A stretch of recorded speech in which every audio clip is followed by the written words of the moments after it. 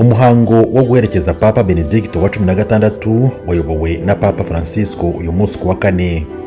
Papa Benedigito yaherekejwe n'abantu babarirwa mu bihumbi barimo n'abihaye Imana baturutse mu bice byose by'isi. Uyu muhango wabereye kuri Bazilika ya Mutagatifu Petero i Vatican mu Butaliyani. Papa Francisco ayoboye umuhango wo guherekeza Benedigito yagize ati, twese hamwe turavuze tuti, data dushyize roho ye mu biganza byawe. Andi magambo Papa Francisco yavuze ari iruhande rw'isanduku yari irimo umurambo wa Papa Benedigito, yagize ati, Benedigito, umunezero wawe wuzure uko wumva ijwi ry'Imana none n'iteka ryose. Ibi Papa yabivuze mu rwego rwo guha icyubahiro nyakwigendera witabye Imana ku gatandatu w'icyumweru gishize afite imyaka 95. Papa Benedigito wa 16 ubwo yeguraga ku mirimo ya Papa muri 2013 niwe wabaye Papa wa mbere weguye mu myaka 600 yari ishize. Byabaye kandi ubwa mbere mu mateka umuhango nk'uyu uyoborwa na Papa akawuyobora yicaye mu ntebe, kuko nawe agaragara nk'umaze kugenda ananirwa kubera izabukuru. Papa Francisco yayoboye uyu muhango mu rurimi rw'Igitaliyani. Nyuma igitambo cya misa gihumuje, Papa Francisco yakoze ikimenyetso cy'umusaraba ari imbere y'isanduku irimo umurambo wa Benedigito ndetse aranamwunamira.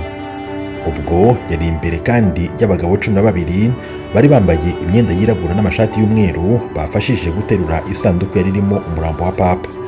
Papa Benedigito yashyinguwe mu isanduku ikoze mu giti cy'isipure kandi igaragara nk'isanzwe cyane ugereranije n'amasanduku agezweho.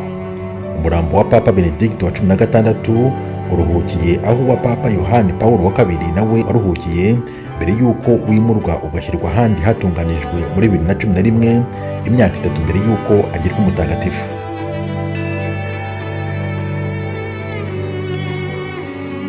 Amazina ya nyayo ya nyakwigendera Papa Benedigito wa 16 ni Joseph Ratzinger.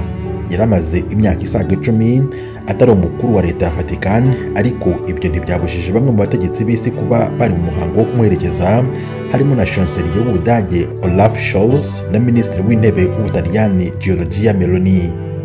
Papa Benedigito wa 16 niwe Mudage wa mbere wabaye Papa mu myaka 1000 ishize.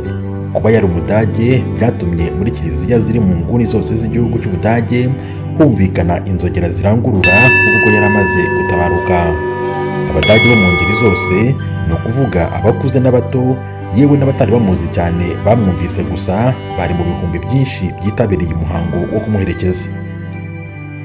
Papa Benedigito yarazwiho cyane kuba umuhanga mu bya teolojiya, ariko kandi yanaranzweho ikintu cyo kugira amacakubiri.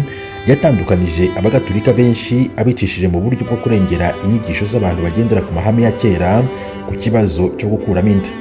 Mu myaka 8 yamaze ayoboye Kiliziya Gatolika yo ku isi yose, yaranzwe n'ibibazo bikomeye birimo ihohotera rishingiye ku gitsina ryakozwe n'abapadiri, ariko Papa akabihishira.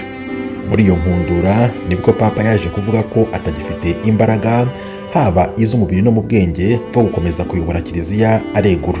Papa Benedigito wa 16 atabarutse asize ingingo nyinshi atumvikanagaho n'uwamusimbuye Papa Francisco we ukomoka muri Argentine. Benedigito yakomeje kumva ko azagendera ku mahame ya kera, ndetse agaragaza ko adakunze imyitwarire ya Papa Francisco uriho uyu munsi. Tim Harris Shimwe, Ijwi ry'Amerika.